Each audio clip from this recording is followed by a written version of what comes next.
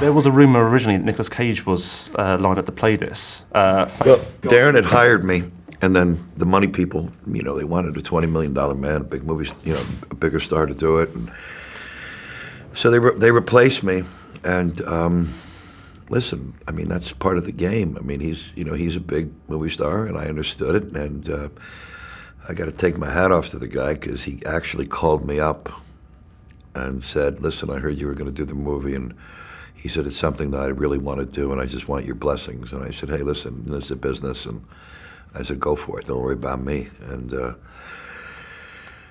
about 10 days later, something happened. I don't know what happened, and I got a call, and they said, you're back. And I went, oh, God, now I got to really go to work, you know.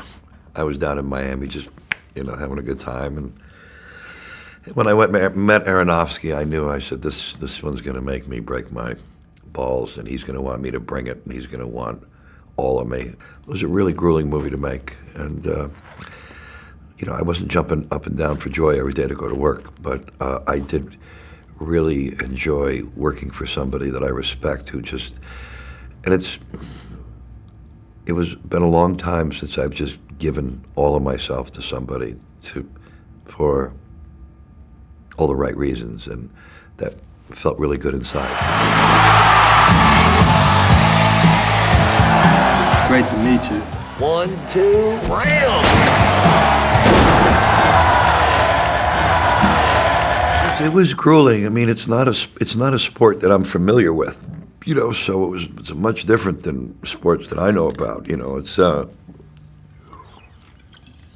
you know, everything I knew about boxing over, you know, 15, 20-year period, I had to break that habit.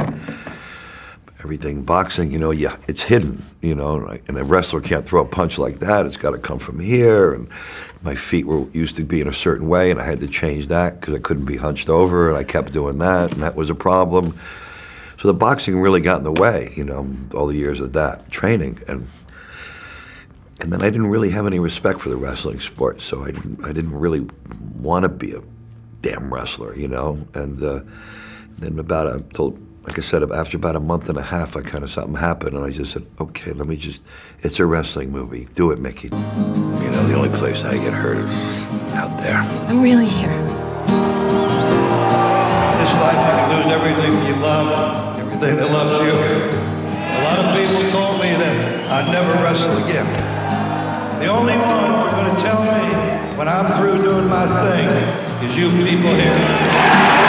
That's one of the reasons I didn't want to do the movie. There were a lot of parallels that were very similar to my life that I was quite ashamed about or unforgiving of myself about. And it reminded me of certain feelings of hopelessness, living in a state of hopelessness and not being able to change that, you know, for many years until I worked on it, really.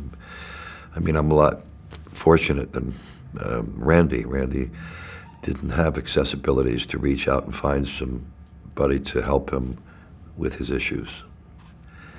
And it was almost like me going, thank God I'm not, you know, him.